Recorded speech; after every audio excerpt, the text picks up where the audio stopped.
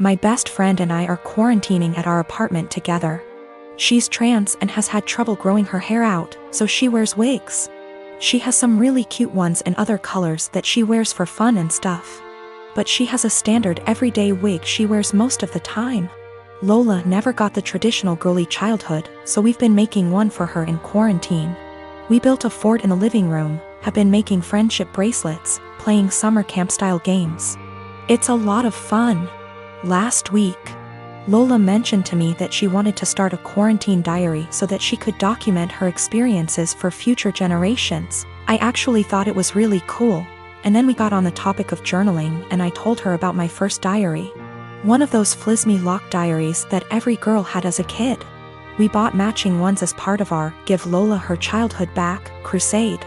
They took a little while coming in, but we got them on Friday. Saturday night, some of our friends from college decided to do an impromptu girls' night in. Lola was in the shower, so I answered the Zoom without her. Lola is not out to anybody at our college and I respect that. This is her fresh start and she has a right to decide when she wants to come out to these people, if at all. I know I wouldn't 100% trust some of the people at our school with something as personal as this. We were talking about what we've been doing in quarantine and I mentioned that we had gotten the diaries. I said it was for the nostalgia and they wanted to see the diaries. We left the box in Lola's room, so I went in to show them. Lola and I go into each other's rooms all the time, we're basically sisters to one another, and it's just about second nature. When we were younger, we had keys to each other's houses. I didn't think anything of it. I flipped the camera to show the diaries and didn't flip it back. I got distracted by a cute choker on her dresser and forgot that the camera was flipped back / there was anything to hide. They knew Lola has worn wigs out to parties / the club / etc., but her everyday wig was right out in plain view, and one of our nosier friends asked what the new wig was. I completely blue-screened and someone else realized that it was Lola's hair. I genuinely had nothing to say. They were asking why Lola wore a wig and I had no explanation. I didn't want to out her. Someone else came to the conclusion that Lola must have cancer or alopecia or some other horrible thing that causes hair loss. They've decided that she was just too embarrassed to say, and they all started going on about poor Lola, etc. I just didn't know what to say and I said it wasn't my place to confirm / deny. I hung up and immediately told Lola.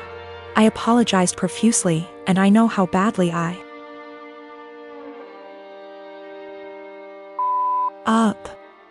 I feel so guilty about it. But, understandably, she's upset. Now, she's being forced to decide whether or not to out herself. Lola, understandably, doesn't want to lie about having some serious disease and people are already trying to show support. At the same time, though, she doesn't want to have to come out. I don't know what to do.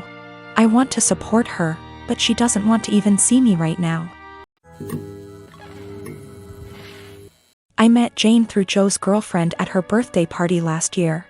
At first Jane was fun to talk to, but not even an hour later Jane was really into me and tried really badly to hit on me during the party, which pretty much ruined my time there as the feeling was not mutual in the slightest bit. Also at the time I was already with someone, so the first impression I got from Jane was that she was clingy, annoying and just wouldn't stop bothering me. Unfortunately for me, she became part of my larger friend group because she is part of Joe's girlfriend's friend group. That is a mouthful, sheesh, and because me and Joe hang out a lot and I am also friends with his girlfriend, I pretty much run into her at minimum twice a month. So first time Jane asked me out was a month after that party. I informed her I was with someone and not interested. She tried again 2 months later when I broke up with my then girlfriend. Again I declined her advances and told her I was not interested. I got into a new relationship not long after, but unfortunately she and I broke up about 2 months ago. Since then, as you might have anticipated, Jane has asked me out again. I said no again. Well, that brings us to this week. Everything has been opening up here and Joe had been trying to fix me up with a friend of his girlfriend and would not tell me who. He is well aware of me having rejected Jane multiple times and the fact I am not interested in her. He knows this in detail. After a lot of what he calls convincing and I call whining, I had no interest in dating anytime soon. I relented and decided to agree to this double date idea of his. We agree on meeting at Joe's apartment and lo and behold Joe. His girlfriend and Jane are occupying the dinner table, obviously intending for my date to be Jane. I honestly just got so goddamn angry that I couldn't even get a single word out, turned around and left. I have been bombarded with texts and calls about how much of a douche I am and how terribly I hurt Jane and so on, and I am just like, I literally rejected her like 3 times. I am not interested in her. You knew that. Your girlfriend knew that. Our entire friend group has a running joke about obsessive Jane FFS, so literally everyone knows it. I'm what the deaf, nonverbal audio, classify as hard-hearing, HH. Because I can communicate with hearing person without resorting sign languages or notes. I met my boyfriend, Alan, who is deaf about a year ago. I was the only person he could communicate at work with ASL, even though I only could sign basic words. Later, he began to teach me in more advanced ASL, and we found out we have so much in common in TV, movies, books, tastes with similar goals and desires in life that we became best friends that evolved into a romantic relationship. We're going strong 9 months now and we're compatible in every area. It's the best and healthiest relationship I ever had, and I'm always excited and giddy to see him at work or when we wake up together. He feels the same, and we're talking moving each other as soon his lease is up in 3 months from now.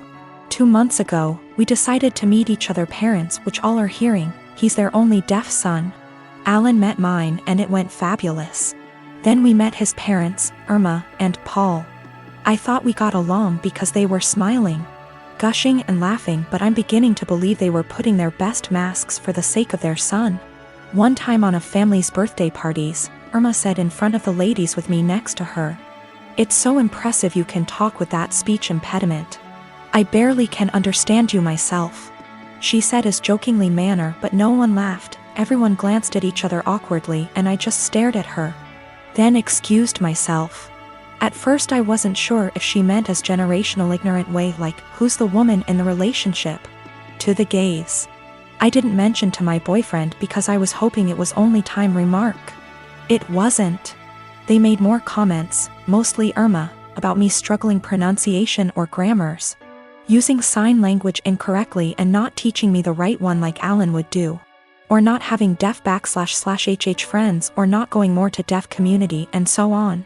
It happened so gradual and subtle that I didn't realize they were being insulting to my face that to this day I still wonder. Most of the time they would make those comments without Alan nearby.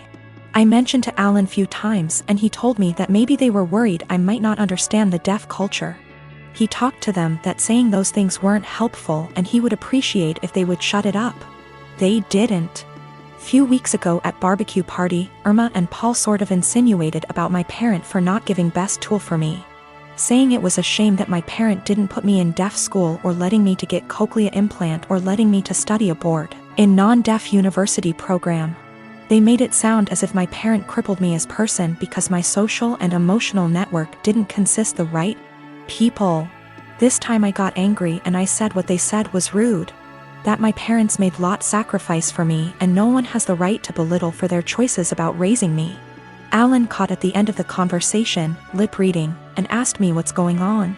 Not so surprisingly, Alan's parent threw me under the bus, remarking I was so sensitive after making such innocuous comment. Alan saw I was uncomfortable and asked me if I want to leave. I said yes, and we left. When we got home he asked me what they said to me. I didn't want to say what his parent told me because it was so ugly to talk about it, but I told him anyway, and he got upset for me. He FaceTimed them and said they shouldn't said that. He told them they crossed the line. They pretended they didn't know what I was talking about, that perhaps I misunderstood, considering I'm hard-hearing, which upset Alan even more. They ended arguing for a few minutes before Alan hung up. Since then, Alan has become desolate and needy. He apologized to me hundreds of times for not believing me what I said before. I told them that he has nothing to apologize because I wasn't sure if they were being snide toward me until now, and I'm not going to blame Alan for what his parents said to me. He told me he's thinking reducing contact with them, but I told Alan it wasn't necessary. He can do whatever he wants with his parent, but that I rather would not go to any of his family gathering or go his parents. He assured he would never force me or put me in that situation ever again. We're closer together than we were, but he's still sad and he no longer goes to his family gatherings or his parents. I find him staring at nothing in particular for long minutes, and his eyes, which used to sparkle, are now dim. I want to cheer him up, but I'm not so sure how to in first place. I just don't know what to do, and I don't understand why his parents are so rude toward me, because I'm not completely deaf considering they aren't one. My wife and I have a 2-year-old son and have been married for 4 years. Our anniversary was a month ago, and we found a nice, secluded cabin on Airbnb and rented it out for a long weekend getaway. My wife asked her parents if they would be willing to watch our son, and they agreed as long as we dropped him off at their house.